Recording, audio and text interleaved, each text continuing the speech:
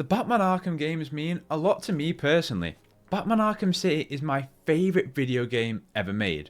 So, when it was announced that Camouflage Studios returned to the Batman Arkham franchise with a VR game, unlike many, my expectations were high.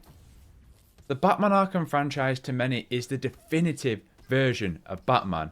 So, to return to this franchise that is loved by so many is a risky move, especially to do it on a piece of hardware that is untouched by the series. Well, mainly anyway, we forget about the other one. But I am so glad to say that I am happy that Camouflage Studios did. Batman Arkham Shadows is a fantastic entry into the Batman Arkham franchise. It is authentic to the Arkham universe, one that is respectful to what came before, but what I like most is that it's not afraid to take the mantle of the Bat and do new and unique things with it.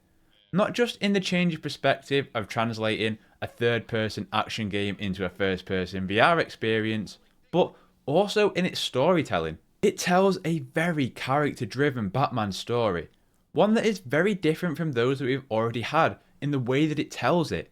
It's something that, for those that read a lot of Batman comics, it will feel familiar, but it's something that's not really been done in the Arkham games yet. It feels like a true sequel to Arkham Origins. It offers up a narrative full of twists and turns that really leans on both the detective side of the Bat and the Brute.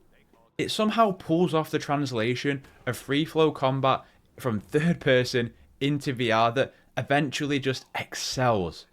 It's as rich in its lore and world building as the other Arkham games. It feels familiar in its hunt for collectibles in ways that are both for better and for worse. I'm going to be straight.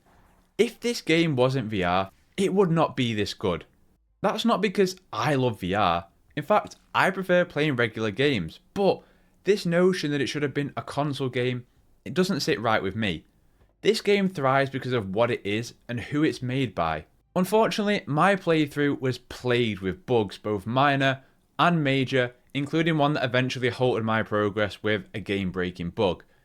On the flip side of that, I really loved how transparent and open the developers have been in that I was actively working with them to help get this resolved in a pretty timely manner.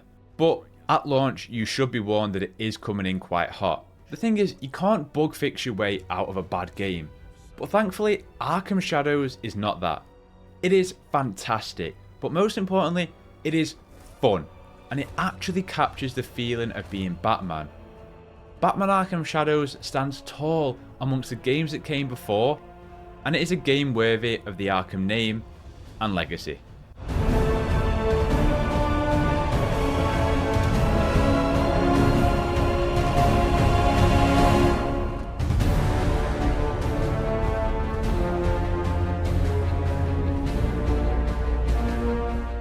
To start, note this video will contain the lightest of spoilers, only stuff that was in the prior trailers, and I'm really going to try and not touch on specifics here because there is a lot. I'll have a separate video about all of that because there's a lot to go through, a lot of twists and turns, some stuff that I love, others not so much, but we'll talk about that in a separate video. But I do want to start with the story. I think, to many, when it was first revealed that the main antagonist of this game was the Ratcatcher, it's almost done a disservice on how terrific this game's plot is. This game feels most aligned in its plot and its storytelling with how Batman Arkham Origins was. This is the younger Batman, voiced once again by Roger Craig Smith, who is absolutely terrific in this role. He really is. Listen, Kevin Conroy is my definitive Batman. From Batman the Animated Series to Justice League Unlimited to the Arkham games, he's the man that I grew up with. But when Roger Craig Smith came into the role for Origins, I thought he was really good. But I think here, he's even better. His confrontations with Alfred, but the way he conveys that early Batman rage in his career and lust for vengeance.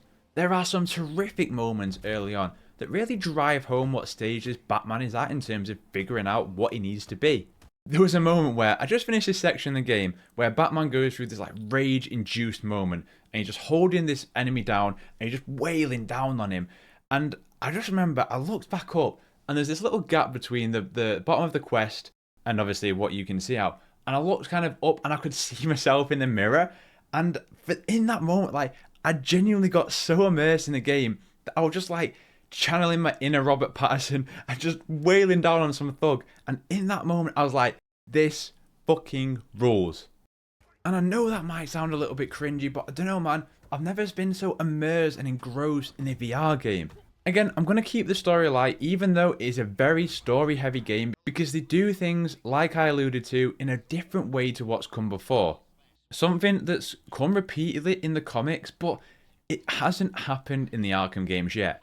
What I also appreciated was, unlike other Arkham games, this takes place over several days and nights, and how that affects what you're doing in the day versus the night. Again, no spoilers. Of course, as announced, there's some familiar faces here like Jonathan Crane, Falcone, Harvey Dent. It's really cool to see how these characters are fleshed out more before they become the iterations that we know later on in the Arkham games. There's so much love, and I keep using the word authentic, but it really feels like Camouflage went and just scraped through every single Arkham game, even down to like Origins Blackgate, and just handcrafted this game. It feels like a game made by fans for the fans without overindulging in kind of any fan service. It can be on the nose stuff from prior events from Origins, or just dumb little references about phone lines, and yeah, it's just a genuine pleasure to play and experience. The funniest thing about this game is the Arkham games became this meme where you feel like the Batman, but we have finally come full circle to the meme where this is probably the definitive experience of feeling like Batman. There is no greater immersion of feeling like Batman than being Batman in VR. I need to really hammer home that this is a Batman game, not a Batman experience, because it's full on here. It's not just, oh cool, I can throw a batarang. The first time you point your hand up towards your head and you flick on the detective vision, the first time you grapple to the gargoyle, the first time you swing down and perform an inverted takedown. Things that have become second nature with every passing Arkham game are given a fresh and fun perspective here. But what this game really captures is that brutal side of the early Batman. I mentioned at the top, the translation of free flow combat here is terrific. It takes some getting used to, and as you progress through the game, more challenges are thrown your way, but more gadgets become available. And the fact that I'm not throwing up despite the fact I'm leaping up and slamming down on shielded enemies, vaulting behind stun sticks, grappling a gun out of an enemy's hand and then performing a beatdown is down to the work done by Camouflage here, taking what they learned from Iron Man VR and applying it here. And it feels traditional too because you've got your usual upgrade tree of Wayne Tech upgrades. The combat here is brutal. Like I said, that beatdown scene from the Batman 2022 is captured in many fights here where you're just holding an enemy down with one hand and you are beating them to a pulp with the other. And you feel that crunch after you've countered an enemy with a knife, dodged out the way, and then you've broke their arm, or you've crippled an enemy's knee with a finisher. A lot gets thrown at you, and sometimes it can be a little bit overwhelming and doesn't always respond the best. But for how this is translated into VR, the brutal nature of it really is captured here. The combat really does sing. It can be a lot, and it's not always perfect, and often when you've got stun sticks, firearms, shields, that's where it is overwhelming. This is also, I feel, quite dependent on where are you playing. Are you playing in a big space? Do you have the ability to twist and turn and make the experience way more enjoyable than if you're in a compact space, which is how I spent most of my playthrough. I'm not sure it quite reaches the heights and the depth of the Arkham Knight combat in terms of powered up gadgets, finishes, enemy variety, the swiftness of that particular combat, but for what it does and accomplishes in VR, it is one hell of an achievement. Particularly in the boss fights. I think Arkham has some memorable boss fights in Freeze and Raish in City, Deathstroke in Origins, and there's a few more. And there's a couple here that capture that same feeling. When you first fought Deathstroke in Origins, it felt like this one-on-one showdown. In VR, as Batman, when you are up against a one-on-one enemy, it feels like that showdown. The way you have to weave and dodge and counter and time your precision hits. There is a real cinematic element in that it does feel one versus one and it's you against them. And you have to kind of think and deduct about how you're going to take them out. I'd even go as far to say that it can feel better. Your strategic dodge, your weavering, the countering, the critical strike, the vaulting. And there's also some really, really memorable moments here. Up there with some of the best the Batman Arkham series has to offer, and I mean that. Think the first time you encountered a nightmare scenario in Arkham Asylum with Scarecrow, the reveal and the horror of Protocol 10 in Arkham City, the descent into madness in Arkham Knight. Arkham Shadow offers up moments with that same Arkham magic here that will feel familiar and fresh too. This being a VR game offers up a different level of immersion, but it's also goofy. Look, Batman is a very deeply serious and grounded character, but he's also had iterations where he's very goofy too. Probably none more iconic than Batman 66. And you can play this game being deeply serious and grounded, but you can be goofy and run your hands through Jim Gordon's hair, or give a thumbs up sign to an unconscious enemy after you just uppercutted him, or, my favourite, give Falcone a good old fashioned wanker sign. It really does hit, having that first person perspective on grabbing the bat cowl and placing the mask on your head, taking a smoke pellet out of your gauntlet and smashing it down to escape, standing in front of the bat computer and taking a call from Alfred, flicking on the detective vision and reconstructing a crime in front of your eyes. Look, I want to be clear, I don't like to call this game a Batman simulator because that's quite reductive for the work that Camouflage have put in here, but this is as close as it gets to feeling and being like Batman. There's many times in the Arkham games where you're just watching a conversation play out between Bruce and Alfred, right?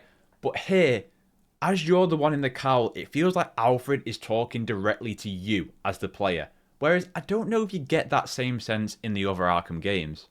Of course, this won't be an Arkham game without secrets and collectibles, and Arkham Shadows offers that up a plenty. There is no Riddler here, no Riddler trophies. Instead, they've been replaced by Rat King's propaganda, consisting of little bombs equivalent to Joker teeth, and then mini statues and radios where you need to work a puzzle out in order to gain access to then be able to destroy them. There is two other types of collectibles too, one which is Echoes, which is probably my favourite, and then a second one, something let's say equivalent to Amadeus Arkham in Batman Arkham Asylum. The latter two, I think, are great additions here. When I find them, they feel rewarding, they add more depth to the lore and the world here, and I'm actively invested and engaged with them. The Rat King stuff, however, I can't believe I'm saying this. I miss Edward Nygma. For as much as I feel the Riddler trophies probably are a little bit too overwhelming in the Batman Arkham games at times, the key to them is both the constant back and forth from the Riddler, but the finality of it. Solving a riddle may unlock a challenge map or concept art, but also the Riddler will be like, oh, you solved that one? Well done, you fucking idiot. My 2-year-old could have solved that. It's almost like a running commentary of video games where you play a video game and someone in the comments is like, oh, this guy didn't play on hard with his hands tied behind his back and blindfolded. What a weak and pathetic loser. You know what I mean? But yeah, I mean, I enjoy the active engagement of the puzzles here. I really do. I bang on a lot about how I love the detective aspect of Batman and how I feel like that's often overlooked. But Camouflage do an excellent job here of making me feel smart for solving these puzzles. It's also not an Arkham game, of course, without the Arkham staple of challenge maps. There's both combat and predator, and they're very cool. I think VR in particular, at least for me, is best enjoyed in short bursts, so to hop in every now and then and try and beat a score is a lot of fun, and it's a nice touch to have it here. As for the technical aspect of the game, it looks a lot better than what you're probably thinking it looks like. I think, actually this game looks really, really good at times. It's striking seeing the bat signal lit up in the sky, the red lit hallways, the burning streets of Gotham, the neon signs around the Monarch Theatre. The game looked better than I thought it would, to be honest. Unfortunately, like I said, the technical polish at launch was rough, man. I mean, I had a lot of minor bugs, something like just being able to go through a grate, and a lot of major bugs where I'd have to be constantly reloading my save to get through because a door wasn't unlocking properly or I wasn't getting a piece of dialogue, and it was frustrating.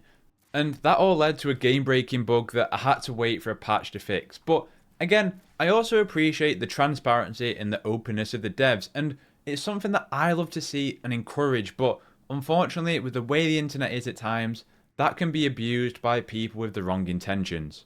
But working with them to fix this, it felt infectious. The energy and the passion from the team to resolve it so that I could get back to playing. But yeah, it's only going to get better technically but at launch you should definitely be aware of that. Despite those issues, which in many other games would act as complete deterrents, I absolutely love this package. I didn't care that it's a VR game. My expectations for any entrance into the Batman Arkham franchise is high, and even with those high expectations, this game surpassed them. I absolutely understand the idea that if you are unable to get a MetaQuest 3, how frustrating that can be, and that you just want to play another Batman Arkham game. But to me, the idea that this game should have just been another Arkham game on consoles, I really push back on.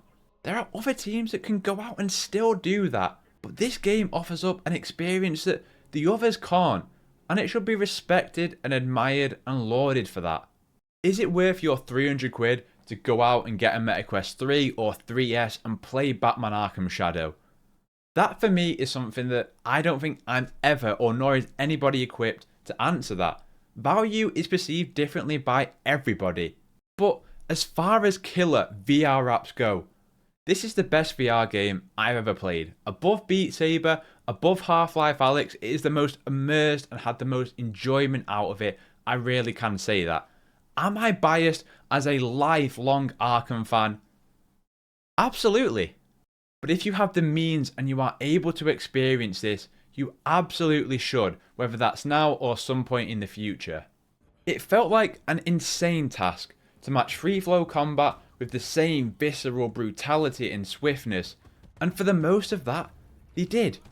Pair that with another fantastic rendition of this Arkham Gotham with a more deeply character-driven story that demonstrates the early Batman career with the bottled up rage, and still delivers something that gives us even more insight into this version of Batman, is incredible. Unlike its name, this game is not in the shadow of Arkham. It burns bright amongst the rest, and I hope we get more of it. So, have you played Batman Arkham? If so, what did you think of it? If you haven't, are you going to try at some point? Are you interested? Or let me know otherwise, what else would you like to see from the Arkham franchise going forward? If you enjoyed hearing my thoughts on it, dropping a like would be appreciated, and like I said, I'm going to have a full spoiler breakdown in terms of how I felt about this game's narrative, because there is a lot to unpack here. So if you're after that, or more Arkhamverse content, whether that's Suicide Squad or any DC games going forward, please consider subscribing. I would love for you to stick around. Regardless, all my socials are linked in the description down below, so if you have anything else for me, or you want some more awful comic book opinions, you can find it down there. Otherwise, I hope you have a terrific day, play games, get gains, and I'll catch you next one.